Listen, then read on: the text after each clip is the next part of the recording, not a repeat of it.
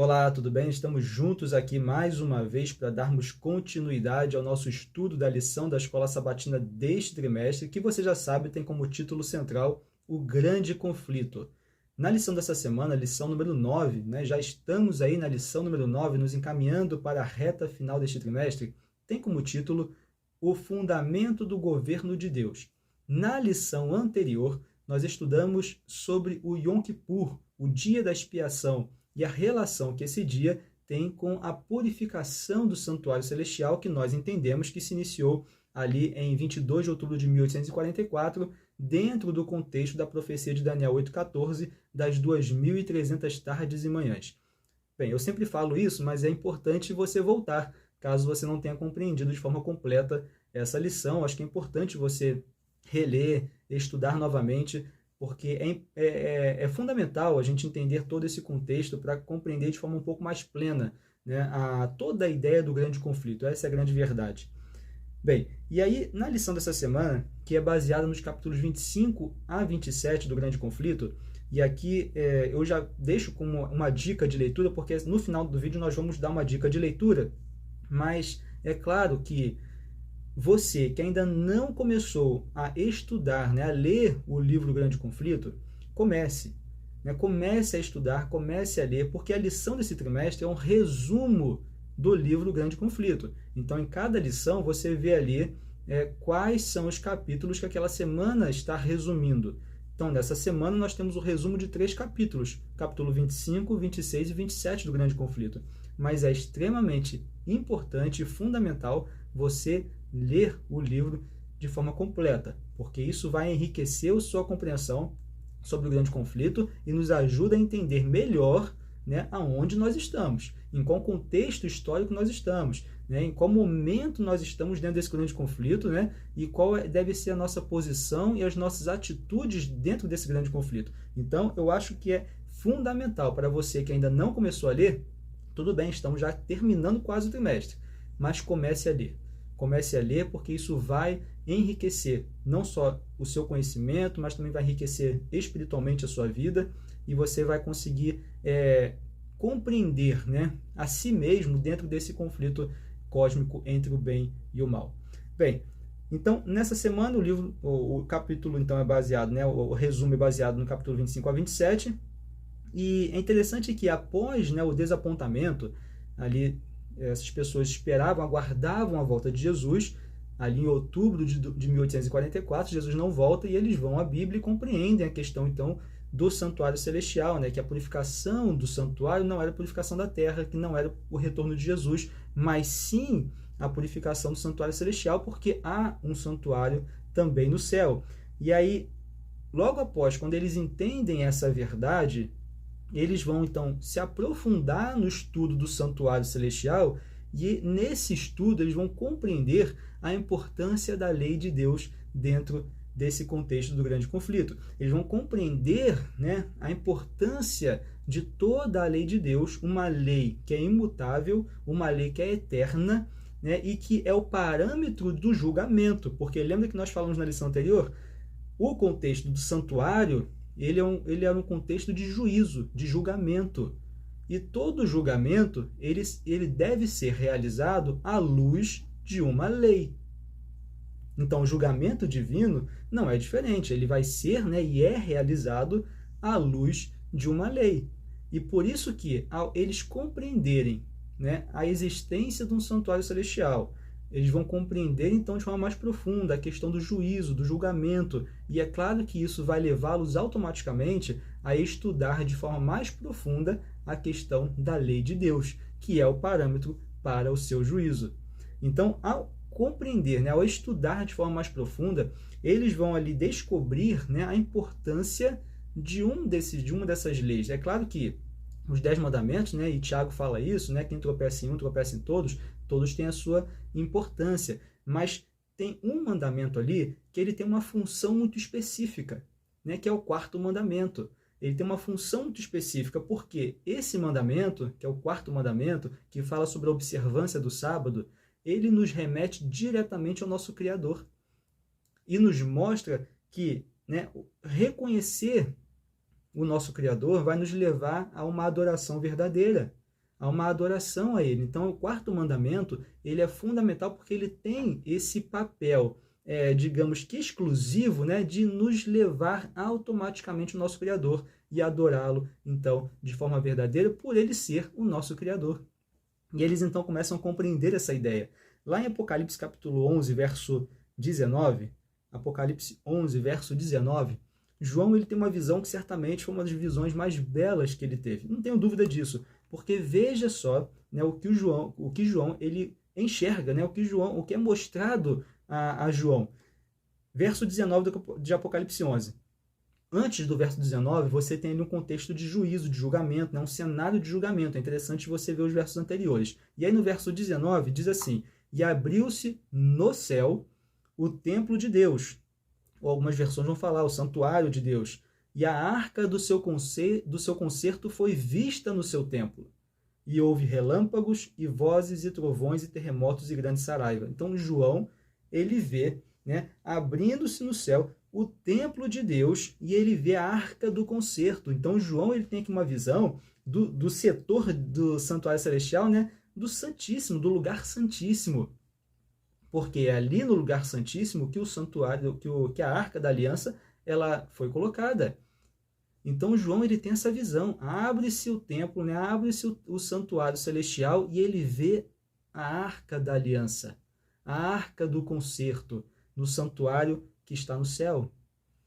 Em Êxodo, capítulo 25, verso 16, né, o que foi orientado, né, acho que já antecipei essa ideia, mas o que foi orientado a Moisés a colocar na arca? Êxodo 25, 16, diz assim: depois porás na arca o testemunho que eu te darei. Que testemunho é esse? Foi entregue a Moisés depois, lá em Êxodo 31, verso 18. E deu a Moisés, né, quando acabou de falar ele no Monte Sinai, as 2 tábuas do testemunho, tábuas de pedra, escritas pelo dedo de Deus.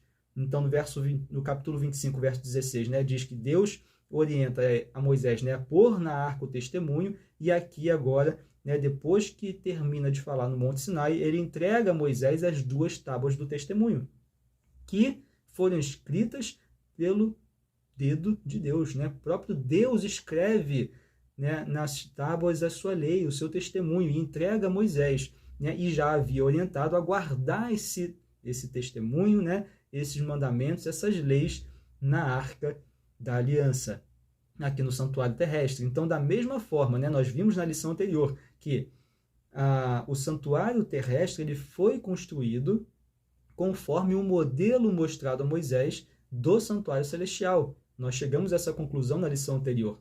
Então, aqui, de forma igual, assim como nós tivemos aqui no santuário terrestre, na arca da aliança, a lei de Deus sendo colocada ali, nós temos também uma arca da aliança que João viu, né? E dentro dessa arca da aliança nós também temos representado a lei divina, que, como nós falamos, é o parâmetro para o juízo, é o parâmetro para o julgamento. Então, nós temos os 10 mandamentos, né? Nós temos a lei de Deus representada também no santuário celestial.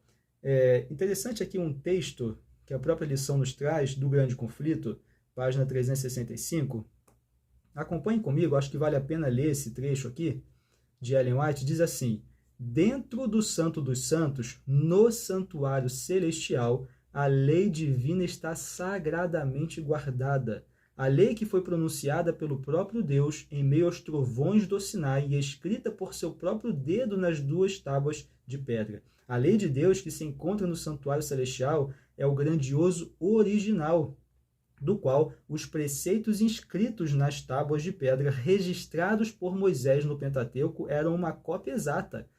Os que chegaram à compreensão desse ponto importante foram levados a ver o caráter sagrado e imutável da lei divina. Então, Ellen White aqui apenas confirmando, né, tudo isso que nós vimos através do texto bíblico, né, essa lei de Deus, né, a sagrada lei de Deus, ela está também no santuário celestial.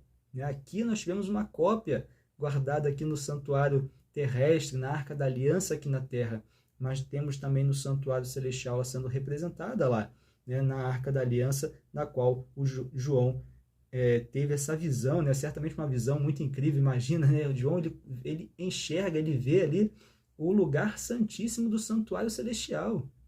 Ele tem essa visão e enxerga então ali a arca do concerto. Bem, nós vimos aqui então essa ideia, né, da lei de Deus. O que ela representa? Ellen White falou aqui no Grande Conflito, nesse texto que nós lemos, né, da sagrada e imutável lei de Deus. O que a lei ela representa, basicamente? Romanos 7, 11 e 12, Romanos capítulo 7, verso 11 e verso 12, diz assim: porque o pecado, tomando ocasião pelo mandamento, me enganou, e por ele me matou. Assim a lei é santa, e o mandamento santo, justo e bom. Salmo 19, verso 7 e verso 8 diz assim: a lei do Senhor é perfeita e refrigera a alma. O testemunho do Senhor é fiel e dá sabedoria aos simples. Os preceitos do Senhor são retos e alegram o coração. O mandamento do Senhor é puro e alumia os olhos. Salmo 89, 14. Justiça e juízo são a base do teu trono. Misericórdia e verdade vão adiante do teu rosto. Perceba que, basicamente, esses textos nos mostram que o mandamento de Deus, né, a sua lei, o seu testemunho, basicamente, elas são uma expressão do seu caráter. A lei do Senhor é perfeita e refrigera a alma. Os preceitos do Senhor são retos e alegres e alegram o coração.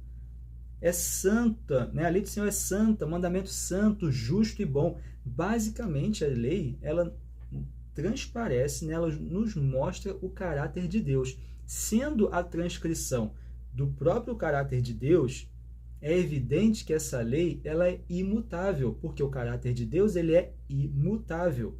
Então, a lei ela tem que ser imutável, ela não pode mudar, porque o caráter de Deus ele não muda. E aí nós temos essa conclusão em Mateus 5, 17 e 18. Mateus 5, 17 e 18, diz assim, o próprio Jesus falando, né? Não cuideis que vim destruir a lei ou os profetas. Não vim abrogar, mas cumprir. Porque em verdade vos digo que, até que o céu e a terra passem, nem um jota ou tio se omitirá da lei sem que tudo seja cumprido. Então, nem um jota ou tio se omitirá da lei sem que tudo seja cumprido. Lá em Salmo 111, verso 7 e verso 8, nos ajuda também a concluir essa questão da imutabilidade da lei, que diz assim: as obras das suas mãos são verdade e juízo, fiéis todos os seus mandamentos, permanecem firmes para todo o sempre, são feitos em verdade e retidão. Então a gente vê a imutabilidade da lei de Deus. E isso é extremamente importante. Nós lemos aqui diversos textos que mostram, né, que a lei ela é uma transcrição do caráter de Deus e que essa lei ela é imutável. E vimos que João ele vê a arca do concerto no santuário celestial, ou seja, essa lei que é a transcrição do caráter de Deus e que é imutável, ela está representada no santuário celestial. E por que é importante entendermos isso? Porque, como nós falamos aqui na introdução da lição, quando essas pessoas que passaram por um desapontamento, aguardavam Jesus voltar e Jesus não voltou, mas eles compreenderam a existência do santuário celestial, quando eles começam então a compreender de forma mais aprofundada a ideia da lei de Deus como uma lei imutável, como uma transcrição do seu caráter, eles caem no seu estudo ali aprofundado da palavra de Deus e da sua lei, eles vão compreender de forma mais completa o quarto mandamento. Lembra, nós falamos aqui na introdução da lição, a ideia do quarto mandamento. O quarto mandamento, um mandamento que tem uma função ali bem especial de nos levar diretamente ao nosso Criador, de nos levar a adorar o nosso verdadeiro Criador. O quarto mandamento ele tem essa função. E por isso que dentro desse contexto nós precisamos entender que a lei ela é imutável. Qualquer um que tentar mudar a lei está blasfemando contra Deus, está querendo pisar na lei, está querendo pisar no Altíssimo, está querendo tomar a posição de Deus, que tem sua lei imutável, porque o seu caráter é imutável. E aí, quando nós vamos tratar especificamente do quarto mandamento, é muito interessante que lá em Apocalipse 14, verso 6 e verso 7, ali no contexto das 3 mensagens angélicas, caso você já tenha ouvido falar, né? As 3 mensagens angélicas, na primeira mensagem angélica, em Apocalipse 14, verso 6 e verso 7, diz assim: E vi outro anjo voar pelo meio do céu, e tinha o evangelho eterno, para o proclamar aos que habitam sobre a terra, e a toda nação, e tribo, e língua, e povo, dizendo com grande voz: Temei a Deus e dá-lhe glória, porque vinda é a hora do seu juízo, e adorai aquele que fez o céu, a terra, o mar e as fontes das águas. Então, essa primeira mensagem angélica, ela é um chamado à adoração ao verdadeiro Criador. Né? Temei a Deus e dá-lhe glória, porque é vinda a hora do seu juízo. E adorai quem? Aquele que fez o céu, a terra, o mar, as fontes das águas. Então, o seu juízo, né, é a hora do julgamento, é a hora do juízo. Temei a Deus e dá-lhe glória. E adorai quem? Aquele que fez o céu, a terra, o mar e as fontes das águas. Interessante que aqui fala então da criação, de um Criador. Quem é o Criador? Gênesis responde, lá no capítulo 2, verso 1 ao verso 3, diz assim: Assim os céus e a terra e todo o seu exército foram acabados. É o final da criação. E havendo Deus acabado no dia 7º a sua obra, que tinha feito, descansou no 7º dia de toda a sua obra que tinha feito. Então ele termina a sua obra, descansa no 7º dia, e abençoou Deus o dia 7º e o santificou, porque nele descansou de toda a sua obra que Deus criara e fizera. Então Deus, o Criador, ao final da sua obra, ele, né, descansa no 7º dia, né, ele abençoa o 7º dia e santifica o 7º dia. Ali ele já queria ensinar alguma coisa. Né? Ali ele estava ensinando alguma coisa para a sua criatura, para Adão e Eva, que acabaram de ser criados ali naquele momento. Era já um ensinamento prático a Adão e Eva sobre a importância da guarda do sábado. E o próprio Deus, ele descansa no dia 7º. O próprio Deus, ele ensina, né, fazendo para mostrar para os seres humanos, para os primeiros seres humanos, né, a povoarem aqui essa terra, a importância de separar esse dia, né, como um dia santificado, porque Deus abençoou esse dia, Deus descansou nesse dia, ele santificou esse dia. E aí, lá em Gênesis, lá em Êxodo, já no contexto dos 10 mandamentos, né, que foram ali falados ao povo, né, que foi depois entregue a tábua com essas leis escritas ao povo de Israel, perceba que ele começa no verso 8, Êxodo 20, verso 8 ao 11, nós temos o 4º mandamento. No verso 8 ele diz: Lembra-te do dia do sábado para o santificar. Não era uma lei sendo criada naquele momento, né? Então lembra-te do dia do sábado para o santificar. Lembra-te, né? Já é uma lei que já existia, porque Deus ele mostrou na prática Adão e Eva, o contexto da guarda do sábado. E aqui então, lembra-te do dia do sábado para o santificar. Verso 9: 6 dias trabalharás e farás toda a tua obra, mas o 7º dia é o sábado do Senhor teu Deus. Não farás nenhuma obra, nem tu, nem o teu filho, nem a tua filha, nem o teu servo, nem a tua serva, nem o teu animal, nem o teu estrangeiro que está dentro das tuas portas. Porque em 6 dias fez o Senhor os céus e a terra, o mar e tudo o que neles há, e ao 7º dia descansou. Portanto, abençoou o Senhor o dia do sábado e o santificou. Então, aqui é um lembrete daquilo que Gênesis já tinha falado. Aqui é um lembrete daquilo que estava lá em Gênesis, que nós acabamos de ler. Né? Porque em 6 dias o Senhor fez o céu e a terra, o mar e tudo o que neles há. E é interessante que esse ponto nos leva diretamente a Apocalipse, que nós acabamos de ler. Apocalipse 14, 6 a 7. Que está no contexto da primeira mensagem angélica, que é uma convocação para adorar o verdadeiro Criador. Como que termina aqui os 10 mandamentos? Porque em 6 dias fez o Senhor os céus, a terra, o mar e tudo que neles há, e ao 7º dia descansou. Como que terminou lá a primeira mensagem angélica? E adorar aquele que fez o céu, a terra, o mar e as fontes das águas. Veja, semelhança nesses textos, porque um texto está levando ao outro, naturalmente. Um texto está levando ao outro. Veja a importância do sábado, é reconhecer o Criador. O sábado ele é um memorial da criação. O que é um memorial?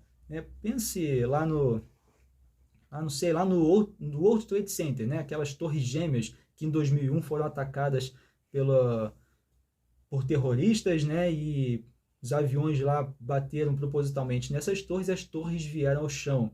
Naquele local onde havia aquelas torres, existe um memorial para lembrar dessa data, para lembrar desse acontecimento. Quando você vai nesse lugar, você vai ali ver esse memorial. As pessoas que passam ali veem esse memorial para que esse acontecimento não seja esquecido, para que esse momento não seja esquecido, né? Não pelas centenas de mortos, mas pelo ocorrido em si. Então aquilo não vai ser esquecido, porque tem um memorial, algo que está ali, lembrando, nesse lugar existiam aquelas torres que foram atacadas no dia 11 de setembro de 2001. E centenas de pessoas morreram, e tem os nomes das pessoas que morreram. O memorial serve para a gente lembrar de alguma coisa. O memorial serve para isso, para você lembrar. O sábado ele é um memorial da criação. Ele é um memorial não físico colocado em algum lugar especificamente, mas é um memorial no tempo, que se repete no ciclo de 7 dias. Então, a cada 7 dias, esse memorial ele nos remete ao Criador e nos leva a adorar o verdadeiro Criador, aquele que é o único merecedor da nossa adoração. O memorial ele serve para isso. E o sábado ele é um memorial no tempo. Ou seja, todo mundo, todas as pessoas, né, as mais de 8 bilhões de pessoas que nós temos no mundo hoje, todas elas estão inseridas nesse contexto e podem, né, participar desse momento pleno, né, desse momento sagrado de relembrar mais uma vez o nosso Criador, para que ele não seja esquecido. A nossa memória ela é muito fraca. A mente dos seres humanos, a cada ano que passa, né, tá mais fraca. A verdade é essa, a gente vê a degradação da humanidade no decorrer da história. Na história bíblica a gente vê isso de forma muito clara. Degradação física da humanidade, enfim. E a nossa memória ela é curta, a gente esquece das coisas. Então Deus coloca um memorial no tempo, que a cada 7 dias toda a humanidade ela está inserida nesse tempo e pode então se lembrar do Criador a cada 7 dias, né? E não esquecer quem é o único digno da verdadeira adoração. E o inimigo, ele quer de todas as formas impedir que essa adoração ocorra. Ele quer de todas as formas impedir que nós nos lembremos do nosso Criador e rendamos a Ele a nossa adoração. Ele não quer isso. Ele não quer isso. Ele quer eliminar isso. Ele quer, na verdade, receber essa adoração para si. E ele vem, então, ele cria falsos sistemas religiosos, falsos sábados, para que o verdadeiro Criador ele não receba a adoração merecida. E isso precisa estar na nossa mente, né? A importância desse dia, a importância desse memorial no tempo, a importância desse mandamento. Veja que peculiar é esse mandamento, né? Os outros vão falar ali da gente não adorar outros deuses, né? Não dizer o nome de Deus em vão, ou seja, o respeito a Deus. É claro que o 4º mandamento está inserido nesse contexto. Depois nós temos ali os 6 restantes, né? Não matar, não roubar, não adulterar, não mentir. Então a gente vê ali, né, uma relação, né, entre os próprios seres humanos, que é claro que também isso remete à nossa relação com Deus, mas veja que peculiar é esse 4º mandamento. É um mandamento que é um memorial, nos lembra dentro de um ciclo de 7 dias do nosso Criador e que somente a Ele devemos render a nossa adoração. Aqui um texto que está na lição, acho que vale a pena a gente ler esse texto, diz assim: o sábado é um símbolo de descanso, não de obras, da graça, não do legalismo, de segurança, não de condenação, de dependência de Deus para a salvação, não de nós mesmos. O descanso sabático é o descanso nos braços daquele que nos criou, nos redimiu e voltará para nos buscar. Então veja, é esse Deus, né, que nos redimiu, ele voltará para nos buscar, e é a ele que nós precisamos e devemos render toda a nossa adoração, né? E esse descanso sabático é um descanso nos braços desse Deus. Então, nós precisamos ter essa compreensão, né, da importância desse momento na nossa vida que se repete a cada 7 dias. Satanás, então, como nós falamos, ele quer impedir que nós reconheçamos o nosso verdadeiro Criador, né? Ele quer impedir que nós adoremos o nosso Criador. Lá em Apocalipse 12, verso 17, Apocalipse 12, verso 17, mostra um Satanás, né? Mostra o inimigo irado. Satanás, ele está irado. Diz assim, Apocalipse 12, 17, o dragão irou-se contra a mulher e foi fazer guerra ao resto da sua semente. Quem são esses? Os que guardam os mandamentos de Deus e têm o testemunho de Jesus Cristo. Então ele se ira com as pessoas que guardam os mandamentos de Deus e têm o testemunho de Jesus e têm a lei de Deus gravada, guardada na sua vida. O inimigo, ele se ira com essas pessoas, porque justamente é o que ele está impedindo que seja feito, né? Ele está impedindo que Deus receba a adoração devida somente a ele. Então, Satanás, ele se ira contra essas pessoas, né? Estamos nesse contexto do grande conflito cósmico entre Cristo e Satanás. Em Apocalipse 13, nós temos Satanás ele se aliando a poderes daqui da terra, justamente para enganar as pessoas, né? Oferecendo, né, um falso sistema religioso, oferecendo um falso sábado. Nós precisamos nos manter fiéis. Eu acho que vale a pena depois você estudar com calma Apocalipse 13, né, ali juntamente com comentários bíblicos. Eu acho que vale muito a pena, né? Mas de forma assim bem superficial, é basicamente isso, é Satanás se aliando a poderes aqui nessa terra para enganar as pessoas, para nos enganar, porque ele quer fazer de tudo para que Deus não receba a sua adoração. Ele quer fazer de tudo para que nós esqueçamos do nosso Criador. Então ele cria falso sistema religioso, ele cria um falso sábado, tudo para que nós nos esqueçamos do nosso Criador. Porque no sábado verdadeiro, nós nos lembramos do nosso Criador. É o memorial da criação, não esqueça disso. Apocalipse 14, verso 12. Apocalipse 14, verso 12.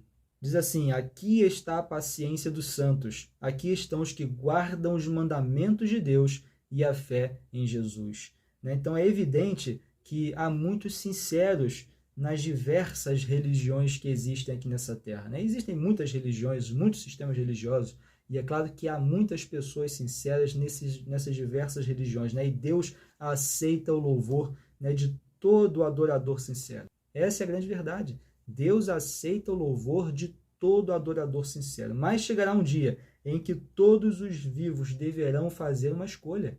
Chegará um dia onde todas as pessoas que estiverem vivas, elas deverão escolher. Elas deverão fazer uma escolha entre o verdadeiro sistema religioso e o falso sistema religioso. O contraste entre a verdade e o falso está cada vez mais evidente na história da nossa terra. Na história da humanidade, cada vez que chegamos mais perto do breve retorno de Jesus, aquilo que é verdadeiro, aquilo que é falso, o contraste fica cada vez mais evidente. E por isso nós precisamos nos apegar à verdade, tendo esse texto aqui de Apocalipse 14, verso 12, como algo muito importante, como que vale a pena termos paciência e permanecermos fiéis, guardando o mandamento de Deus e a fé em Cristo Jesus. A lição de quinta-feira, ela traz o contexto das 3 mensagens angélicas. Eu acho que também vale muito a pena depois você estudar com calma esse texto, esse contexto de Apocalipse 14, onde nós temos as 3 mensagens angélicas, mas de forma básica, nós vimos aqui inclusive já a ideia da primeira mensagem angélica, onde nós temos um chamado a adorar o Criador, temer a Deus e dar-lhe glória, porque é chegada a hora do seu juízo, adorar aquele que fez o céu, a terra, o mar e a fonte das águas. Então é o chamado que Deus faz para adorarmos ao verdadeiro Criador, Mas aqueles que não aceitarem, nós temos aí a segunda mensagem angélica, dizendo, caiu a grande Babilônia, veja que nós temos aí um falso sistema religioso. E como nós falamos, chegará um momento onde as pessoas elas serão ali, terão, na verdade, uma clareza daquilo que é o falso e aquilo que é o verdadeiro. E elas serão convocadas, chamadas a largar, abandonar o falso sistema religioso e se apegar à verdade. E esse é o contexto da segunda mensagem angélica, escolher entre o Criador entre o verdadeiro Criador e a besta, E é claro que é evidente que nós não vamos aqui nos aprofundar nesse assunto, né? Porque o vídeo, inclusive, já até passou nosso tempo aqui. Mas vale a pena você entender o contexto disso, né? É sempre o contraste entre aceitar o que é falso e o que é verdadeiro. E cada vez, como nós falamos, fica mais evidente aquilo que é falso e aquilo que é verdadeiro, e nós precisamos tomar uma decisão. Quando nós entendemos o que é falso e verdadeiro, nós precisamos tomar uma decisão, né? E a terceira mensagem angélica justamente adverte, né, para quem escolher seguir a besta e a sua imagem, e termina de uma forma muito bela, justamente Apocalipse 14, verso 12, que é: aqui está a paciência dos santos, os que guardam os mandamentos de Deus e a fé em Jesus. Então vale a pena, né, permanecer fiel, vale a pena permanecer paciente, guardando o mandamento de Deus e a fé em Cristo Jesus. Vale muito a pena, né? Precisamos ter essa convicção, né? Como nós falamos, a lição aqui acaba sendo um resumo do livro Grande Conflito, e aqui é um resumo, né? Se a lição faz um resumo semanal, eu faço aqui num dia um resumo do resumo, né? Que é um resumo da semana inteira. Então, assim, vale a pena você aprofundar nesses contextos, nesses textos, nessas ideias, né? As 3 mensagens angélicas, inclusive um livro aqui que nós temos, né, que eu separei como uma dica de leitura da Casa Publicadora Brasileira. Veja aqui, ó, as 3 mensagens angélicas de Ellen White. É um livro fininho, mas que importância tem essa leitura, né? Eu li recentemente esse livro, muito importante essa leitura, muito importante para aprofundar nesse contexto, né, do fim dos tempos, onde nós entendemos que realmente está chegando o retorno de Jesus, onde nós entendemos que Jesus está voltando, né, e que nós precisamos tomar uma decisão ao seu lado, precisamos tomar uma decisão ao lado da verdade. Quando Jesus voltar, ele não vai levar ao céu um sistema religioso, ele não vai levar ao céu um nome de uma igreja, ele não vai levar ao céu, né? Eu sou adventista do 7º dia, né? E estou nessa igreja, faço parte dessa igreja porque entendo que ali a verdade bíblica ela é pregada. Mas Deus ele não vai levar uma religião para o céu. Como diz Apocalipse 14, verso 12, aqui está a paciência dos santos, né? Alguns textos falam a perseverança dos santos, né? Aqui estão então os que guardam os mandamentos de Deus e a fé de Jesus. São esses que serão levados para o céu. Os que guardam os mandamentos de Deus e a fé de Jesus. Ele não fala aqui de um nome de uma religião que será arrebatada. Ele fala de pessoas, aqueles que guardam os mandamentos de Deus e a fé de Jesus. Então, ao compreender as verdades contidas em sua palavra, tome a sua decisão. Tome a sua decisão. Tome a sua decisão de ser uma dessas pessoas. Aqui em que João fala, nesse contexto das 3 mensagens angélicas. Seja uma dessas pessoas que estará ali paciente, guardando os mandamentos e a fé em Cristo Jesus. Aqui eu vou deixar mais uma dica de leitura também, acho que vale a pena. Deixa eu pegar aqui, que esse eu não separei. Apocalipse 13. Né, nos ajuda também, de Marvin Moore, né, ele nos ajuda também a compreender um pouco o contexto que nós falamos aqui, de forma bem superficial, de Apocalipse 13, que é quando o inimigo, né, ele se alia a poderes aqui da terra para então enganar as pessoas, para enganar o povo, para enganar e para fazer com que as pessoas não se cheguem, né, ao verdadeiro Criador, né, não rendam adoração ao verdadeiro Criador. E eu não tinha pensado, mas eu vou dar mais uma dica de leitura do pastor Vanderlei Dornelles. Vale muito a pena também, dentro da mesma ideia, O Último Império. Tá bom? Acho que tá bom por hoje, né, de dica de leitura. Eu acho que a lição, como nós falamos, né, acaba sendo aqui um pouco superficial, mas aprofunde. Leia o Grande Conflito. Né, estude de forma profunda a palavra de Deus, Apocalipse, Daniel. Eu vou falar isso aqui nas próximas lições, pode ter certeza disso, né, porque vale muito a pena. Né, que Deus possa te abençoar. Não esqueça, ao ler a palavra de Deus, nós falamos nas lições anteriores, ore e peça a direção do Espírito Santo, porque ele te guiará e te ajudará a enxergar as verdades ali contidas. Que Deus te abençoe. Mais uma vez, foi um grande prazer estar aqui com você. A gente se vê então no próximo estudo, na lição número 10. Até lá.